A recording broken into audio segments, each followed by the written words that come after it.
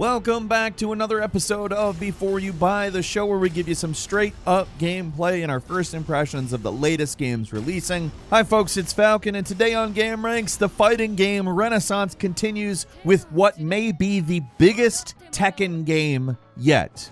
Maybe not so much in terms of roster, but content-wise, this game is huge. Absolutely massive. In a fighting game landscape dominated by pseudo 2D fighters where your combatants duke it out on a single plane, Tekken is the last 3D fighter left standing, and man is it good to be back. Now, I've always had a real soft spot for Tekken games despite not being good at them. These games are complex. They have big rosters of characters who have like 100 plus moves each. A lot of characters have multiple stances, special inputs, unique mechanics, and Tekken 8 doesn't simplify that. What it does do, though, is offer some fantastic tutorials and practice settings.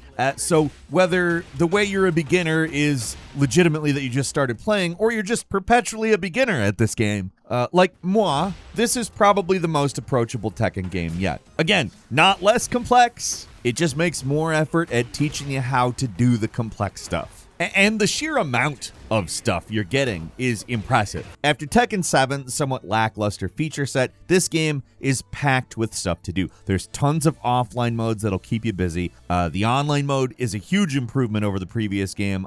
When it's working, at least. Put a pin in that for a moment. We'll talk about it. But yeah, extra modes, they're great. But at the end of the day, the only thing that really matters with a fighting game is the actual fights, and Tekken 8's combat is fantastic. This is some of the most fun I have had with the series in years. The fighting's snappy, it's hard-hitting, the new mechanics add a layer of tactical depth to the game, and every match just feels a lot more exciting. It's an ambitious update to the series, and it's a series that's mostly gotten by on staying the same. So it's kind of a out of left field move that they decided to do this, but in my opinion, pretty much all of the changes are for the better. If you're a fighting game fan, Tekken 8 it's a super easy recommendation. And that's my intro. I think you get where we're going with this, but there's so much to say, and you're going to want to hear all of it if you're interested in this game. So let's go. In terms of content, the basics are this. There's 32 total fighters, 3 new characters, a major new combat mechanic called Heat Mode, a cinematic story mode called The Dark Awakens, a full adventure mode called Arcade Quest, the Tekken Fight Lounge for online play, and a whole mess of customization options for fighters and for your avatar for the Quest Mode and Lounge. That's not actually even everything, but it covers most of the major stuff. Also, Tekken Ball is back from Tekken 3. Remember Tekken Ball? It's back. There it is. There's Tekken Ball. Look at that. Now, for a Tekken game, a 32-fighter roster isn't massive. It's no Tekken Tag Tournament 2, but it's a solid selection of fighters that's a nice mix of classic characters and relative newcomers. A lot more returning faces from Tekken 7 than I expected.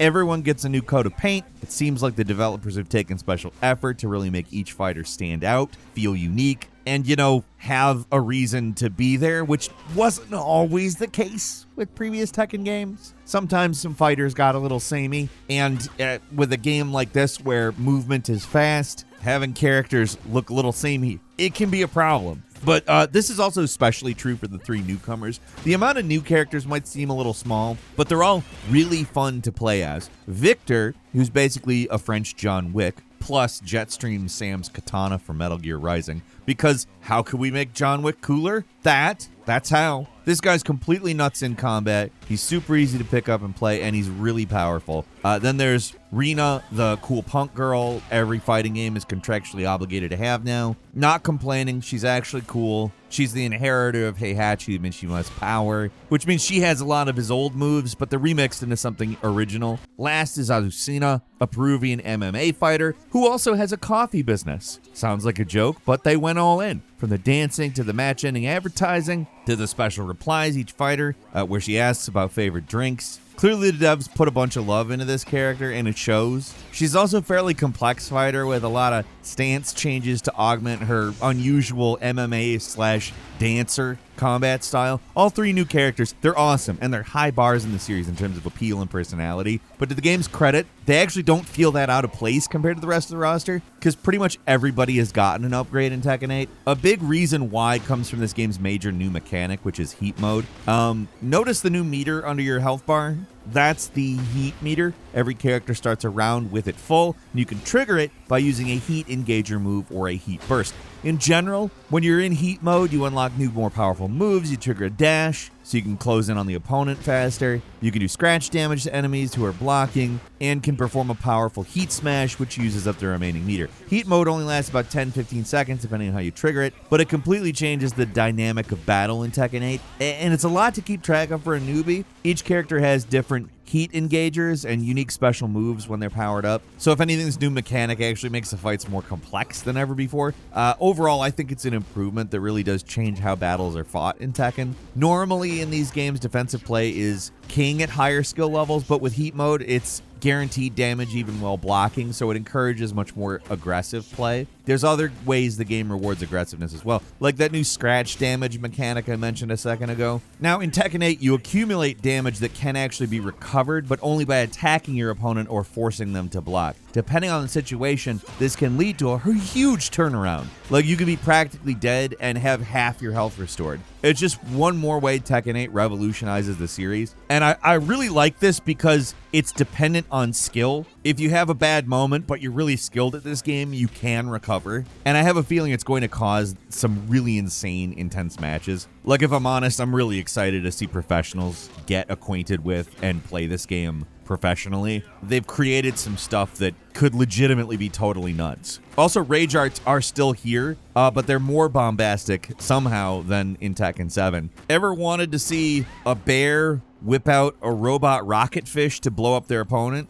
I don't know why you would, because I don't think that you've ever thought of that, but it's something that they have thought of, and it is here. Overall, combat is super fast, it's hard-hitting, and it's fun as hell. I can't speak to how balanced everything is, because I'm not really a Tekken expert. I kind of suck at it. I love playing it. I can tell the difference between a lot of what's going on, and I love watching professionals at this game, because it's one of those series that kind of gives a lot of ground to people who are really skilled at it. But these changes and improvements, they're stuff that I'm having a very good time with. Even if you're a crappy player, it's still fun to just get in the game and press buttons. And you eventually will figure out like some actual things. It's a little more intuitive than I think maybe it sounds, but it is also infinitely complex. Now, in terms of visuals, this is the best the series has ever looked, period. The environments and characters, they all look completely phenomenal. It is an incredible looking game. It has lightning fast load times between each match. Customization menu, on the other hand, maybe a little bit annoying in terms of load times. I'm not sure why this loads slow while matches load fast.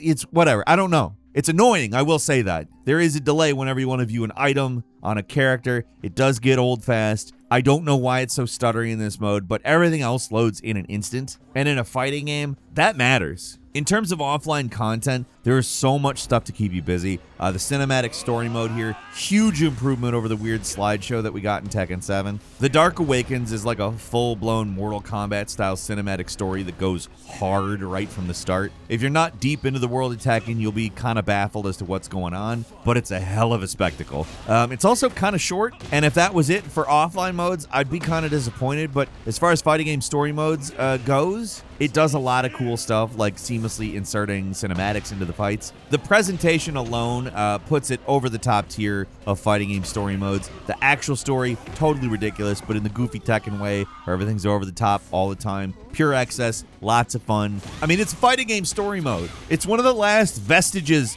of this extremely goofy, weird crap that's really fun in video games. And it's all here. Along with the main story, there's also character episodes, which is kind of classic arcade mode. 5 fights, special intro, ending for each character. It's where those classic goofy Tekken CGI endings are, and this game does not disappoint on that front. Some of the endings here are absolutely bizarre. Like, look at Kuma's ending. What the hell? What is happening? To be fair, they're not all as insane as that, but some are pretty damn goofy and lighthearted. They're not essential or anything, but as somebody who's always loved the bizarre effort they put into Tekken arcade endings in the past, I am happy they're here. Again, last vestige of that kind of weird video gamey story nonsense. I do wish we saw more of that more often. Not for everything, of course. There is a limit to how much of that you can get before it stops being enjoyable. Like, if every game was like that, it wouldn't be enjoyable. But I'm happy Tekken 8 is like that. The last major offline mode here is Arcade Quest, which is kind of a simplified version of Street Fighter 6's arcade mode. You create an avatar, you explore virtual arcades. The whole mode is kind of an extended tutorial, but in the best possible way. I love how the mode shows you recommended moves in fights after teaching you about a new game mechanic. That's great. Playing through arcade mode makes me understand Tekken in a way I haven't previously, which I mean, we're a ways into the series at this point, so it's nice to feel like I got something new out of it. Like, this does a really good job of introducing you to the mechanics. It's a fun thing to screw around in. It's not as long or as in-depth as World Tour, but as a more elaborate version of the Ghost Battle or Treasure Mode from previous Tekken games, it's fantastic. The avatars themselves have a little too much Xbox Live avatar look to them for my liking, but they serve their purpose. It's a little jarring, these little cartoon guys running around in a Tekken game, but the actual game mode's super fun, so I don't care a whole lot. The last major offline mode is Super Ghost Battle, which involves one of Tekken 8's coolest new features, Ghost Opponents. These guys are created from actual player data, so they tend to fight like a real player, at least compared to another AI. In Super Ghost Battle, you train a fighter based on your own inputs and then face them, which is a fun and intuitive way to find your own weaknesses. It's just one of the many ways Tekken 8 gives you the tools to get better. Along with some great practice mode options, Tekken 8 has some really cool replay functions. On top of being able to watch back your matches, you can also jump into the game at any point and experiment to see how to respond to certain moves. The game even offers up tips to better help you understand what you're doing wrong or understand how you should respond to certain types of pressure. As a practice tool, it's one of the best I've ever seen in a fighting game. I did say to put a pin in the online kind of stuff in terms of how well it's working. I haven't gotten a chance to mess around with the online options as much as I'd like to, mostly because it's kind of a mess right now. On PlayStation 5, I experienced multiple crashes trying to play online, and apparently the PC version also has similar issues. While the Tekken Fight Lounge is a fun way to find other players and mess around between matches, and overall, the online options seem a lot better than they did in Tekken 7, it doesn't really matter if you can't get into a match. Hopefully things improve in the next couple of days. I have a feeling they will. I'm sure somebody's getting chewed out, maybe unjustly, because as you know, oftentimes games are put out without enough time to finish the things that need to be finished, and the developers who put the actual work in get blamed for stuff when it's actually executives that have given them certain time allotments, knowing that you can fix things after launch now, and that's the thing they're going to do for the next month or two. Post-launch crunch. Ha! That being said, I don't feel right making any kind of real judgment about online. It was too broken to do enough to really know what it's about, which is kind of an unfortunate note to end on, because I really enjoyed the time I've spent with Tekken 8. The new mechanics made this the most aggressive and flashy Tekken game yet. The new characters are great. The new modes are a lot of fun. The customization options actually are pretty decent this time around. And finally, shirts aren't 3 inches thick anymore. They kind of look like shirts. Like, look, clothing looks like clothing instead of like burlap bags that have been adapted to clothing. It's a nice touch. I wish I had more to say about the online. I just was not able to do much with it. Tekken 7, their online issues ended up hurting the game in the long run, so I do hope they manage to get this fixed, because there's tons of potential here. Like, all the options are really good, but in terms of the online stuff, it doesn't really matter if you can't actually play it. So if you're primarily interested in getting online with this game, probably hold off. Wait till things improve, because on the first day, the online is practically it's unplayable. It's just going to frustrate you, and it's not worth the time or energy. In terms of offline options, though, there's so much to sink your teeth into, and once you do take that bite, man, oh man, does it taste good. Tekken 8 is an easy recommendation for me for anyone who's curious at all about fighting games, but if you want to go online, wait a few days, see what people are saying. I hope it improves, because it's kind of what keeps fighting games alive, and I really do want Tekken 8 to last for a really long time. It's fantastic. And that's all for today. Leave us a comment. Let us know what you think. If you like this video, click like. If you're not subscribed, now's a great time to do so. We upload brand new videos every day of the week. Best way to see them first is, of course, a subscription, so click subscribe. Don't forget to enable notifications. And as always, we thank you very much for watching this video. I'm Falcon. You can follow me on Twitter at Falcon the Hero. We'll see you next time right here on gameranx.